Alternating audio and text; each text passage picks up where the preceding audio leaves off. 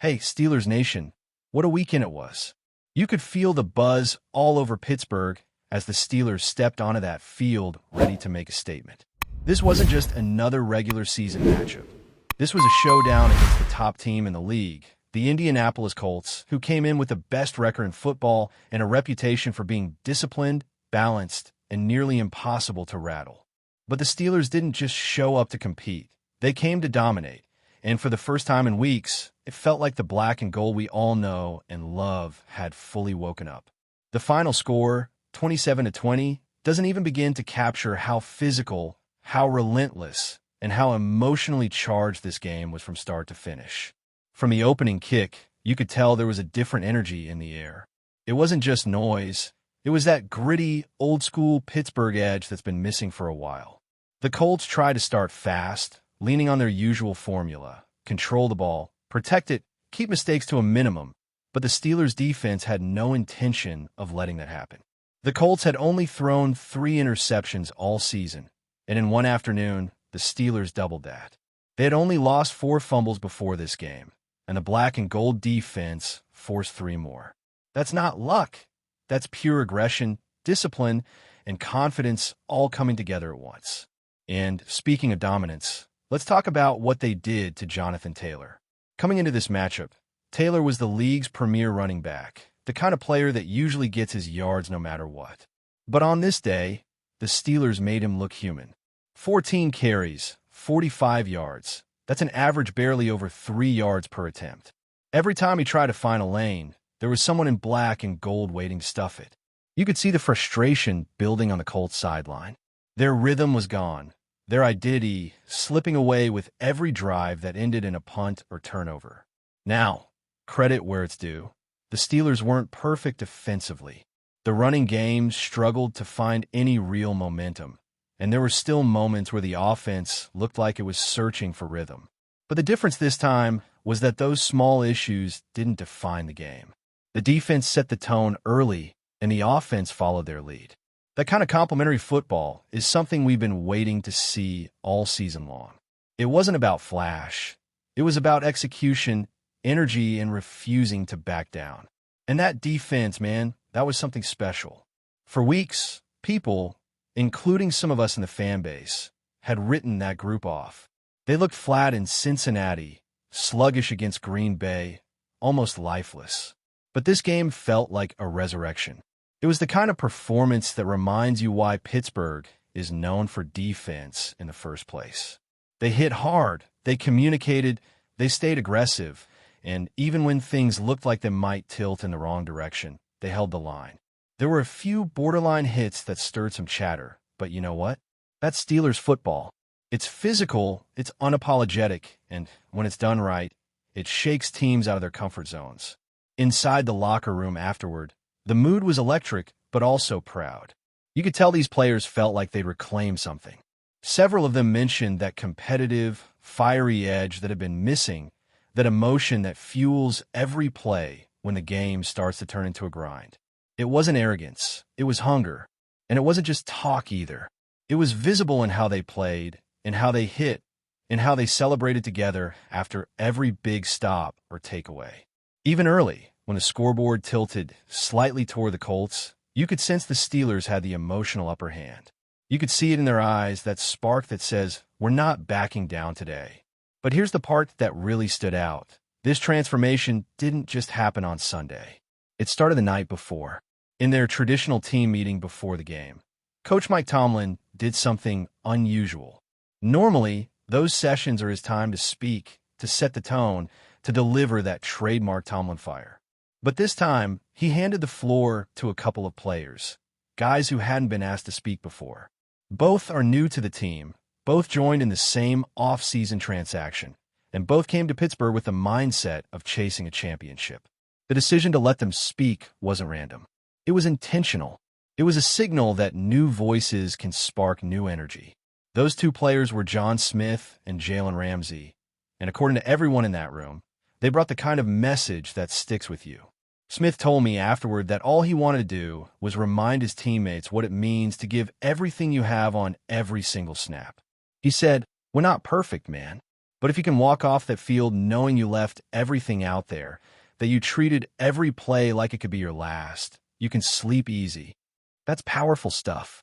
That's leadership, even from a guy who hasn't been in the locker room for long. It's not about seniority, it's about heart. Ramsey, on the other hand, didn't stick around long after the game, but the impact of what he said clearly lingered.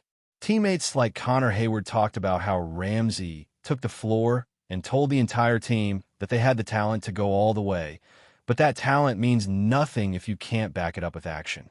Hayward said it was the first time Ramsey had really addressed everyone like that. Offense, defense, special teams all in one room. And that the message hit home. It wasn't loud or flashy, it was honest. He said, "We can talk all we want about what we could be, but it starts tomorrow. It starts with how we play next." And when you see how the defense responded, how unified that locker room looked, you realize that speech wasn't just noise, it was a turning point. All week long, people were asking, what's wrong with this defense, and can they really get back to being the unit that defines this team? The answer came loud and clear on that field. They didn't just fix things with X's and O's. Sure, there were some adjustments, a few personnel tweaks made out of both necessity and merit, but what really changed was their mindset. They got their swagger back. You could see it in how they celebrated turnovers, in how they communicated between plays, and how the entire sideline stayed fired up for 60 minutes. They looked alive again. The crowd at Acrisure Stadium felt it too. That energy fed off the team and bounced right back at them. Even when things got tense, there was no panic. You could tell the fans sensed something different, that this team wasn't about to fold. And in that moment, it felt like the Steelers of old. The ones who play every snap like it's personal, who treat every drive like a battle for pride and identity. By the time the clock hit 0, it wasn't just about beating the Colts. It was about proving something to themselves. They reminded everyone, including the rest of the league, that Pittsburgh still knows how to fight, how to defend, how to win ugly when it counts. And maybe more importantly, they rediscovered their identity. Because what we saw on that field wasn't just a team playing hard. It was a team playing for each other again. After a win like that, you could feel the weight lift off the entire organization. There was a sense of relief, sure, but more than that, there was pride. That locker room after the game wasn't loud with celebration or wild cheering. It was filled with a quiet kind of confidence, the kind that comes when you know you've done something important. The Steelers didn't just win a game. They reminded themselves who they are. And you could see it on every player's face. The defense that so many had written off just 2 weeks ago came roaring back to life, and it wasn't by accident. It was built on accountability, leadership, and belief, and for the first time in a while, all of those things lined up perfectly. The questions that had been swirling all season about energy, communication, chemistry, they suddenly looked like they had answers. Players weren't pointing fingers, they weren't making excuses, and they weren't shying away from the truth. They knew what had gone wrong in those losses against Cincinnati and Green Bay. They knew the effort hadn't been good enough, the focus hadn't been sharp enough. But this game, this performance, was a direct response to that. It was personal. They were tired of hearing about what was broken, and they decided to fix it themselves. No speeches, no hype, just action. And you can't talk about that without mentioning the leadership coming from within. Coach Mike Tomlin is known for trusting his locker room to handle its own business, and this was a prime example of that. By handing the pre-game meeting to those two players, he wasn't stepping back. He was empowering them. He was saying, "This is your team. You decide what kind of group you want to be." And they responded in the best possible way. The defense came out with an attitude, a hunger that you could feel through the television screen. They didn't just play their assignments. They played with emotion. They communicated on every snap, celebrated every turnover together, and backed each other up when things got rough. It wasn't perfect football, but it was Pittsburgh football. What stood out most was how physical and decisive they were. The Colts came in averaging nearly 150 rushing yards per game, but the Steelers completely shut that down. Every lane closed instantly. Every tackle had a statement behind it. There was no space for the Colts to breathe, and by the second half, you could see their offense unraveling. The Steelers had them second-guessing every play call. Quarterback Daniel Jones, who had been having a career season, looked uncomfortable from the first quarter on. The pocket collapsed faster than he could react, and every time he tried to escape, someone was there waiting. The Steelers didn't just sack him. They hit him over and over until his confidence started to crumble. That's how you know a defense is back to its true form. It's not just about the stats. It's about dictating the entire game. On offense, there's still work to be done, but the flashes of potential were there. The connection between the quarterback and his receivers looked sharper, the timing cleaner, and the play calling a little more aggressive. The run game still needs a spark, no question, but even without a dominant ground attack, the offense found ways to sustain drives when it mattered most. They didn't panic under pressure, and they didn't make the costly mistakes that had haunted them earlier in the year. Sometimes that's all it takes, just clean football. Let the defense carry the momentum, protect the ball, and finish drives with points. And for all the talk about adjustments, one of the biggest changes might have just been attitude. You could see it on the sideline. The players were loose but locked in. The communication between units was constant. Every defensive stop felt like it added fuel to the fire. When the Colts threatened to turn the game around late, the Steelers didn't flinch. They'd been in that spot before this season, the kind of moment where a team's confidence either breaks or builds. This time, they chose to build. That's what great teams do. They don't let past failures dictate their future. In the locker room, players talked about how much it meant to see everyone pulling in the same direction again. Guys from different sides of the ball, offense, defense, special teams, coming together and believing in a common goal. Connor Hayward mentioned how it felt different, how there was finally that sense of unity again, that feeling that everyone was locked in and accountable to one another. That's the kind of chemistry that doesn't show up on a stat sheet, but you feel it when a team starts to turn a corner. And that might be the biggest win of all from this game. The Steelers rediscovered their heartbeat. When a team gets back to that level of intensity and trust, it changes everything. The defense feeds off the offense feeds off the defense. And suddenly every play feels like it matters. You could see it in the little things, the way the bench reacted to turnovers, the way the veterans hyped up the younger guys, the way the crowd came alive with every big stop. This city loves defense. It always has. And this performance, this energy, felt like the return of something deeply Pittsburgh. The kind of identity that doesn't just win you games, it carries you through the grind of an entire season. The fans saw it too. You could feel that connection between the team and the stands growing stronger as the game went on. Every big hit got a louder cheer.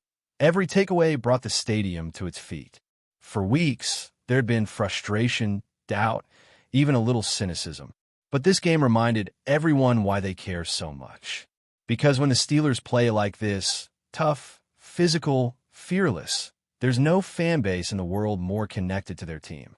But before we dive in, don't forget to subscribe to Steelers Nation Central and hit the like button on this video. Your support helps us keep bringing you the latest updates on the Pittsburgh Steelers. And don't forget to share your thoughts on the news in the comments below. In what is quickly turning into one of the most talked about moves of the NFL offseason, ESPN has just confirmed that JAKOBI MEYERS is reportedly set to join the Pittsburgh Steelers. While official statements from the team remain scarce, sources close to the organization suggest that negotiations moved swiftly behind the scenes, and MEYERS' arrival in Pittsburgh could shake up the AFC landscape in ways few anticipated. For weeks, rumors have swirled around the wide receiver market, with MEYERS' name often mentioned among teams looking for a reliable pass-catching threat. Known for his crisp route running, dependable hands, and football IQ, MEYERS has quietly built a reputation as a player who can stretch defenses while also serving as a safety valve in critical moments. Analysts have pointed out that his skill set complements the Steelers' offensive style, which has historically leaned on precise timing and a combination of power running with opportunistic passing.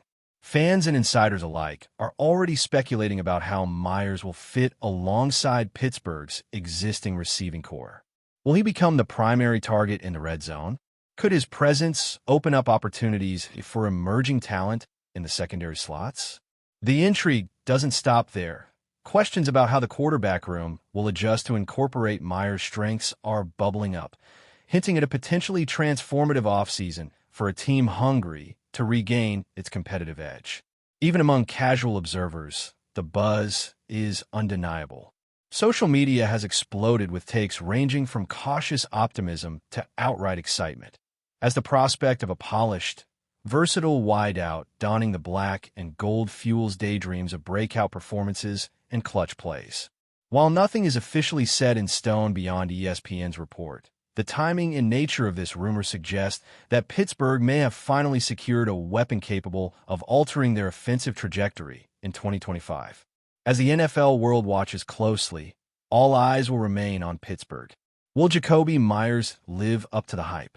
Or is this just another chapter in the offseason's endless swirl of speculation? For now, one thing is clear. The rumor mill has found a new favorite, and Steelers fans may have just a little extra reason to get excited. That's it for this update. If you enjoyed the video and want to keep receiving exclusive news about the Pittsburgh Steelers, make sure to subscribe to Steelers Nation Central and give this video a like. We always look forward to hearing your comments and opinions. See you in the next video.